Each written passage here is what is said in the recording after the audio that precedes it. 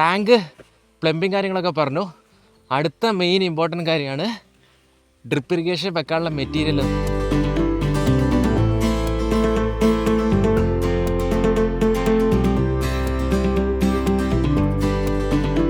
നല്ല fine quality material തന്നെ വേണം. സോ നമ്മൾ മെറ്റാഫിനിൻ്റെ പ്രൊഡക്ട്സാണ് യൂസ് ചെയ്തിട്ടുള്ളത്. മെറ്റാഫിൻ ഒരു ഇസ്രായേൽ കമ്പനിയാണല്ലോ, അതിലേറ്റവും നല്ല drip irrigation farm agriculture products ഉണ്ടാക്കുന്ന മെറ്റീരിയലാണ്.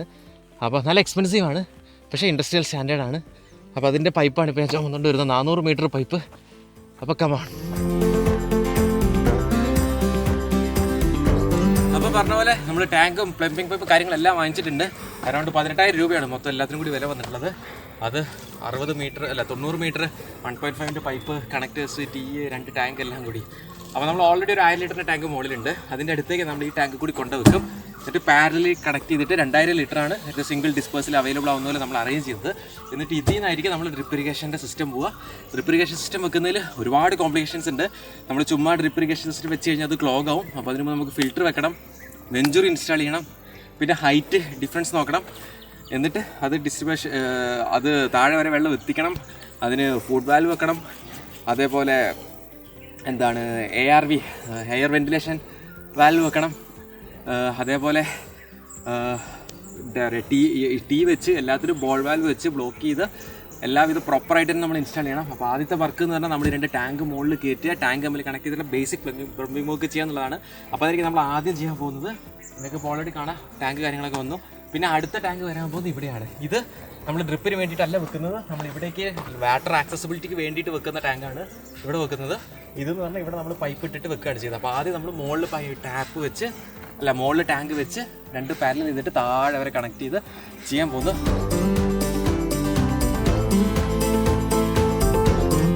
അപ്പോൾ നമ്മൾ ടാങ്ക് കാര്യങ്ങൾ പ്ലംബിങ്ങിനുള്ള സംവിധാനങ്ങൾ പൈപ്പ് ഫിറ്റിങ്സ് ഒക്കെ നമ്മൾ മുകളിലേക്ക് എത്തിച്ചിട്ടുണ്ട്. 2 ടാങ്ക് ഞാനിവിടെ പാരലായിട്ട് വെച്ചിട്ടുണ്ട്. പ്ലസ് മോട്ടറിന് വെള്ളം ഇന്ന് വരുന്ന പൈപ്പ് നിങ്ങൾക്ക് ഇവിടെ കാണാം. അപ്പോൾ നമ്മൾ ഇവിടെ നിന്നാണ് നമ്മൾ ഇറിഗേഷൻ്റെ പ്രോസസ്സ് സ്റ്റാർട്ട് ആവുന്നത്. ഈ 2 ടാങ്കിൻ്റെ സെൻറ്ററിൽ നിന്ന് നമ്മൾ ഇറിഗേഷന് പോകാനുള്ള പൈപ്പ് സ്ട്രെയിറ്റ് താഴെ വരെ എടുക്കും. എന്നിട്ട് അവിടെ നിന്ന് നമ്മൾ ചെറിയ ടീ വെച്ചിട്ടാണ് ഇത് അപ്പുറത്തേക്ക് ഇപ്പുറത്തേക്ക് ലെഫ്റ്റ് റൈറ്റ് സൈഡിലേക്ക് നമ്മൾ എടുത്തിട്ട് ഇറിഗേഷൻ്റെ സംവിധാനം വരുന്നത്. അപ്പോൾ ഇതിൽ ഏറ്റവും പ്രധാനപ്പെട്ട കാര്യം, നമ്മൾ ഇറിഗേഷൻ ചെയ്യുന്നതിന് മുമ്പ് ശ്രദ്ധിക്കേണ്ടതാണ്, നമ്മൾ ചെറിയ പ്രഷർ കൺട്രോൾഡ് വാൽവാണ് നമ്മൾ ഈ ഹോസിൽ കണക്ട് ചെയ്ത് വെക്കുന്നത്. അപ്പോൾ ചെറിയ ഹോൾസാണ് അതിലുള്ളത്. അതിപ്പോൾ 8 LPH 8 ലിറ്റർ പെർ ഹവറാണ് അതിൻ്റെ വാട്ടർ ഡിസ്ചാർജിങ് കപ്പാസിറ്റി. അപ്പോൾ അതിൽ ചെറിയ മൈന്യൂട്ട് ഹോൾസ് ആണുള്ളത്. കാരണം ഇവൻ എത്ര പ്രഷർ ഉണ്ടെങ്കിലും അത്രയും വെള്ളം അതിലൂടെ പോവുള്ളൂ. അപ്പോൾ അതിലുള്ള ഏറ്റവും പ്രധാനപ്പെട്ട ഒരു പ്രശ്നം എന്ന് പറയുന്നത്, ഒരു കാരണവശാലും ഒരു ചെറിയ കരട് പോലും പെടാനോ അല്ലെങ്കിൽ കുടുങ്ങാനോ പാടില്ല. കുടുങ്ങിയാൽ എൻ്റയർ സിസ്റ്റം തന്നെ അത് ബ്ലോട്ടാവും. അപ്പോൾ ഫിൽറ്റർ വെക്കുക എന്നുള്ളത് ഏറ്റവും ഇമ്പോർട്ടൻ്റ് ആണ്. അപ്പോൾ ഫിൽറ്റർ ഞാൻ ചൂസ് ചെയ്തിട്ടുള്ളത് നെറ്റാഫിനിൻ്റെ ഫിൽറ്ററാണ്. ഇത് ഈ ഒരു മോഡലിൽ നമുക്ക് പറ്റുന്നത് 4 kg/cm² ആണ് ഇതിൻ്റെ കപ്പാസിറ്റി വരുന്നത്, പ്രഷർ വരുന്നത്. 50 mm ആണ് ഇതിൻ്റെ പൈപ്പ് സൈസ് വരുന്നത്. അപ്പോൾ ഈ ഫിൽറ്റർ വെക്കുക എന്നുള്ളത് വളരെ ഇമ്പോർട്ടൻ്റ് ആണ്. നല്ല ഹൈ ക്വാളിറ്റിയുള്ള ഫിൽറ്ററാണ്. കാരണം നമ്മളിത് ഇൻഡസ്ട്രിയൽ യൂസേജ് ആണ്. ലോങ് ഡേയ്സിൽ long years and years survive ചെയ്യേണ്ട ഒരു ഫിൽറ്ററാണ്. അപ്പോൾ അതാണ് നമ്മൾ ആദ്യം വെക്കേണ്ടത്. പൈപ്പ് ഔട്ട്ലെറ്റ് ഫിൽറ്ററിൽ നിന്നായിരിക്കണം നമ്മൾ ഈ താഴത്തേക്കുള്ള ഇറിഗേഷനുള്ള ബാക്കി എല്ലാ പൈപ്പും കാര്യങ്ങളും പോകേണ്ടത്. ഈ ഫിൽറ്റർ നമുക്ക് ഓപ്പൺ ചെയ്യാം.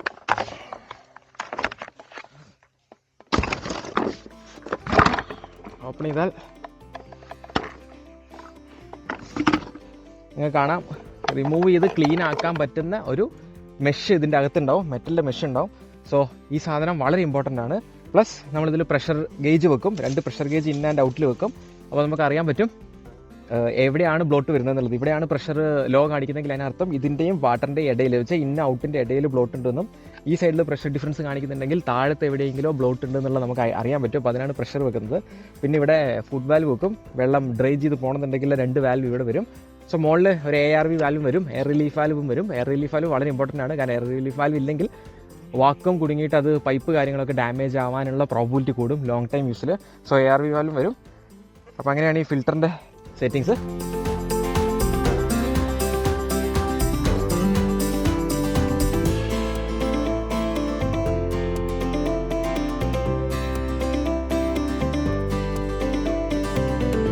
അപ്പോൾ ഇന്ന് രണ്ടാമത്തെ ദിവസമാണ്. നമ്മൾ 2 ലൈനിൻ്റെ വർക്ക് ഓൾറെഡി കഴിഞ്ഞു. Work in the sense plumbing work മാത്രമേ കഴിഞ്ഞിട്ടുള്ളൂ, ഇറിഗേഷൻ ഇടാനുള്ള ഹോസ് ഒന്നും ഇട്ടിട്ടില്ല. അപ്പോൾ നമ്മൾ 2 ലൈൻ കഴിഞ്ഞിട്ട് നമ്മൾ ഇവിടെ ഒരു ARV വെക്കുന്നുണ്ട്. ARV എന്ന് പറഞ്ഞാൽ എയർ റിലീസ് വാൽവ്. ഈ ARV എന്തിനാ വെക്കുന്നതെന്ന് വെച്ചാൽ വളരെ ഇമ്പോർട്ടൻ്റ് ആണ്. കാരണം വെള്ളം നിന്ന് കഴിഞ്ഞാൽ താഴത്തേക്ക് ഇനി ഒരുപാട് പൈപ്പ് കാര്യങ്ങൾ വരുന്നുണ്ട്.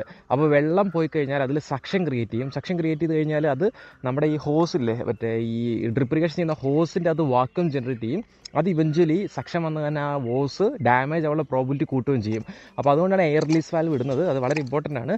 കൂടെ നമ്മളിവിടെ ഒരു ബോൾ വാൽവും കൂടെ ഇതിൻ്റെ ഇടയിൽ വെക്കുന്നുണ്ട്. കാരണം ഇവിടെ നമുക്ക് സെക്കൻഡ് താഴത്തേക്കുള്ള ലൈനിൽ വാട്ടർ കൺട്രോൾ ചെയ്യാൻ വേണ്ടിയിട്ട്, 2 ഇൻ കേസ് പ്രഷർ കൂടുതലാണെങ്കിൽ നമുക്ക് അഡ്ജസ്റ്റ് ചെയ്യാൻ വേണ്ടിയിട്ടും ബാക്കിയുള്ള കാര്യങ്ങൾക്കൊക്കെ ആയിട്ട് നമ്മൾ ഒരു വാൽവ് ഇടുന്നുണ്ട്. അതോടൊപ്പം തന്നെ ഇൻ കേസ് താഴത്ത് എന്തെങ്കിലും കാരണവശാൽ ഡാമേജ് ആവുക, പിന്നെ ഇത് വണ്ടി പോകുന്ന റൂട്ടാണ്, നമ്മൾ മണ്ണി കൂടിയാണ് എടുക്കുന്നത്. പക്ഷേ ഇൻ കേസ് ഡാമേജ് ആവുമോ ലീക്കോ വന്നു കഴിഞ്ഞാൽ നമുക്കിത് ഓഫ് ചെയ്യാനും കൂടി വേണ്ടിയിട്ടാണ് നമ്മളിപ്പോൾ ഇവിടെ ഒരു വാൽവും പിന്നീട് സക്ഷൻ കോറിൻ്റെ ഡാമേജ് ഉണ്ടായിരിക്കാൻ വേണ്ടി ARV വാൽവ് ഇടുന്നത്. ഇത് വളരെ ഇമ്പോർട്ടൻ്റ് ആണ്. പ്രത്യേകിച്ച് ലോങ് ആയിട്ടുള്ള പൈപ്പ് ലൈൻ കാര്യങ്ങൾ ഇടുമ്പോൾ ARV ഇട്ടില്ലെങ്കിൽ അത് ലോങ് ടൈമിലേക്ക് ഒരുപാട് പ്രശ്നങ്ങൾ ഉണ്ടാവും.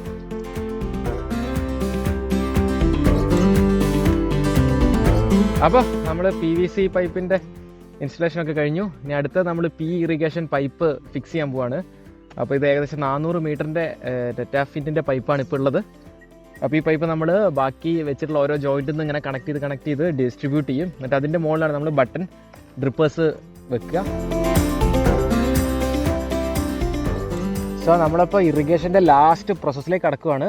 നമ്മൾ പ്ലംബിങ് ചെയ്തു, അതേപോലെ ഇറിഗേഷൻ പൈപ്പ് നമ്മൾ ഡിസ്ട്രിബ്യൂട്ട് ചെയ്തു. അടുത്തെന്ന് പറഞ്ഞാൽ നമ്മുടെ പ്രഷർ കോമ്പൻസേഷൻ വരുന്ന ബട്ടൺ ഡ്രിപ്പർ ഫിക്സ് ചെയ്യുക എന്നുള്ളതാണ്. അപ്പോൾ അതിനുവേണ്ടി സെപ്പറേറ്റ് ടൂള് കാര്യങ്ങളൊക്കെ ഉണ്ട്.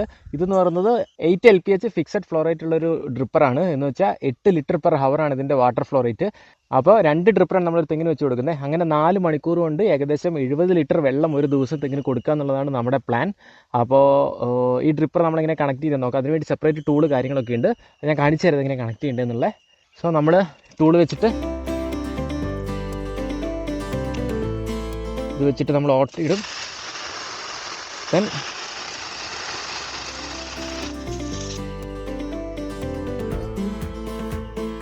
സോ കഴിഞ്ഞു. ഇത്രയുള്ള പരിപാടി.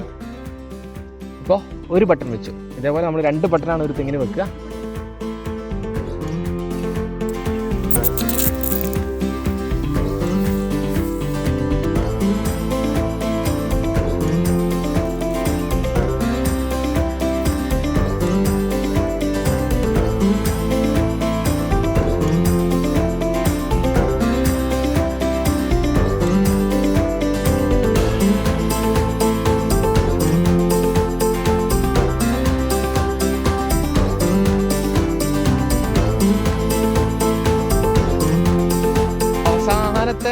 പൈപ്പും വെച്ചു, ഓണാക്കാൻ പോവാണ്. Let's get go.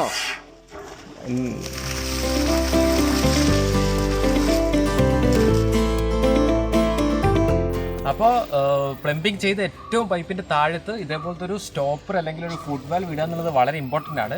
വേറെ ഒന്നും കൊണ്ടല്ല, ഇവഞ്ച്വലി ഇതിൻ്റെ അകത്ത് ചെളിയും കാര്യങ്ങളൊക്കെ ഈ പൈപ്പിൻ്റെ അകത്ത് വന്ന് അടിയാൻ സാധ്യതയുണ്ട്. അപ്പോൾ ഇതിൻ്റെ അടിയിലത്തെ വെള്ളം ഓപ്പൺ ചെയ്ത് ഫുള്ള് ഡ്രെയിൻ ചെയ്ത് കളയണം ഇടയ്ക്കിടയ്ക്ക്. അപ്പോൾ അതുവഴി ഇതിൻ്റെ അകത്ത് പൈപ്പിൻ്റെ അകത്ത് വേറെ ഡസ്റ്റ് കാര്യങ്ങളൊന്നും ഇല്ല എന്നുള്ള ഉറപ്പ് വരുത്താൻ പറ്റും. അപ്പോൾ അതുകൊണ്ടാണ് നമ്മൾ ഇങ്ങനത്തെ ഒരു സ്റ്റോപ്പർ കാര്യങ്ങൾ വെച്ചിട്ടുള്ളത്. അപ്പോൾ ഈ സാധനം നമ്മൾ വെച്ചിട്ട് ഇവിടെ ടാപ്പ് ഓണാക്കിയാൽ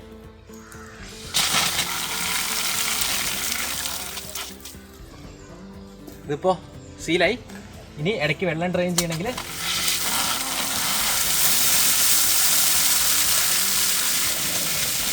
തിരിച്ചിട്ടാൽ നമുക്കിങ്ങനെ വെള്ളം ഡ്രെയിൻ ചെയ്ത് കളയാൻ പറ്റും.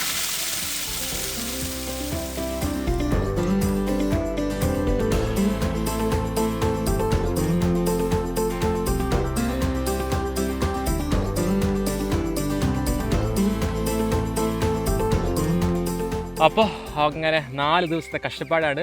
നമ്മുടെ ഫുൾ ഇറിഗേഷൻ്റെ പ്രൊജക്റ്റ് മൊത്തം നമ്മൾ തീർത്തിട്ടുണ്ട്.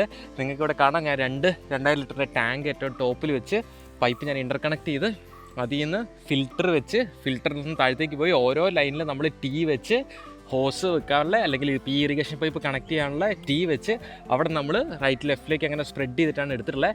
അങ്ങനെ മൊത്തം 65 തെങ്ങും നമ്മൾ ഇറിഗേഷൻ ചെയ്തിട്ടുണ്ട്. എല്ലാ തെങ്ങിലും നമ്മൾ വെള്ളം ഡ്രോപ്പായിട്ട് പോകുന്ന രീതിയിൽ സെറ്റ് ചെയ്തിട്ടുണ്ട്. ഇപ്പോൾ 2000 ലിറ്റർ വെള്ളമാണ് നമ്മളൊരു ദിവസം ഈ തെങ്ങിനെല്ലാത്തിനും കൊടുക്കുന്നത്.